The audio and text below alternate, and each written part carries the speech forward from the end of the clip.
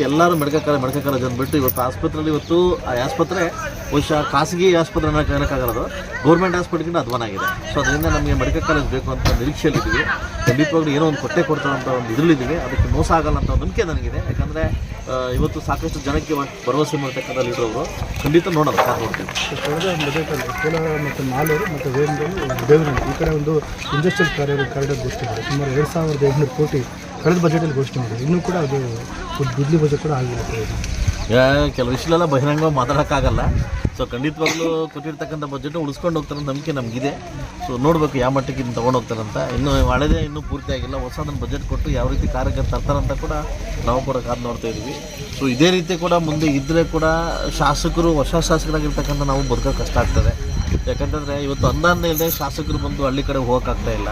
ಇವತ್ತು ನಮಗೆಲ್ಲರೂ ಸವಾಲು ಇರ್ತಕ್ಕಂಥದ್ದು ಈ ಗ್ರಾಮೀಣ ಪ್ರದೇಶದ ಸವಾಲು ಇರ್ತಕ್ಕಂಥದ್ದು. ಇವತ್ತು ಬಿಸಿಲುಕಾಲ ಆಹಾಕಾಲ ಸ್ಟಾರ್ಟ್ ಆಗಿದೆ.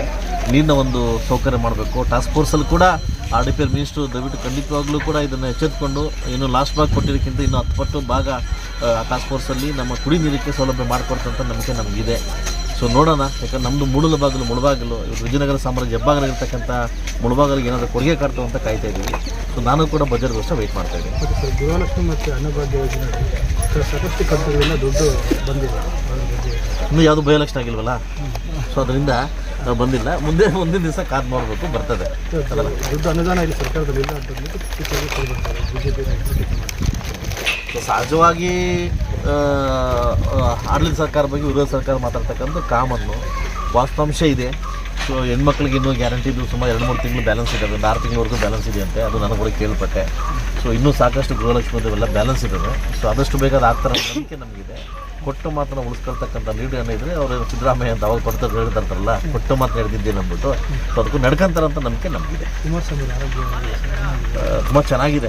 ಜನ ಬೆಚ್ಚ ಬೀಳ್ತಕ್ಕಂಥ ಪರಿಸ್ಥಿತಿ ಏನಿದೆ ಕುಮಾರಸ್ವಾಮಿಯವ್ರದ್ದಿಲ್ಲ. ಅಂದರೆ ಈ ಮಾಧ್ಯಮದಲ್ಲಿ ಬಿತ್ತನೆ ಮಾಡ್ತಿದ್ರಲ್ಲ, ಅದು ಎಲ್ಲಿಂದ ನಿಮ್ಗೆ ನ್ಯೂಸ್ ಬರುತ್ತೆ ಅಂತ ನನಗೂ ಅರ್ಥ ಆಗಲ್ಲ. ನಾನು ಬೆಚ್ಚ ಬಿದ್ದು ಎಲ್ಲ ಅಂತ ತಿಳ್ಕೊಂಡಾಗ ಸೊ ಏನು ಅಪೋಲೋ ಹಾಸ್ಪಿಟಲಿಂದ ಬಂದಾದ್ಮೇಲೆ ಚೆನ್ನೈಯಿಂದ ಸ್ವಲ್ಪ ರೆಸ್ಟ್ಗೆ ಹೇಳಿದ್ದಾರೆ. ಯಾಕಂದರೆ ಇಲ್ಲಿನ ಕ್ಲೈಮೇಟ್ಗೂ ಮತ್ತು ಡೆಲ್ಲಿ ಕ್ಲೈಮೇಟ್ಗೂ ತುಂಬ ವ್ಯತ್ಯಾಸ ಇರೋದ್ರಿಂದ, ವಾಯುಮಾಲಿನ್ಯ ಜಾಸ್ತಿ ಅಲ್ಲಿರೋದ್ರಿಂದ ಅವ್ರ ಆರೋಗ್ಯಕ್ಕೆ ಸ್ವಲ್ಪ ಹೆಚ್ಚು ಕಡಿಮೆ ಆಗಿದೆ. ಬಟ್ ಈ ಸೀರಿಯಸ್ ಆಗಿರ್ತಕ್ಕಂಥ ಏನಿಲ್ಲ, ಸ್ವಲ್ಪ ರೆಸ್ಟ್ ಮಾಡಿ.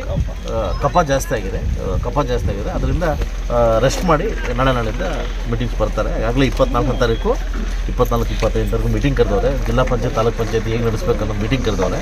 ಸೊ ಆ ಮೀಟಿಂಗ್ ಬರ್ತಾ ಇದ್ದಾರೆ. ಸೊ ನಮ್ಮನ್ನೆಲ್ಲ ಮೀಟ್ ಮಾಡ್ತಾರೆ.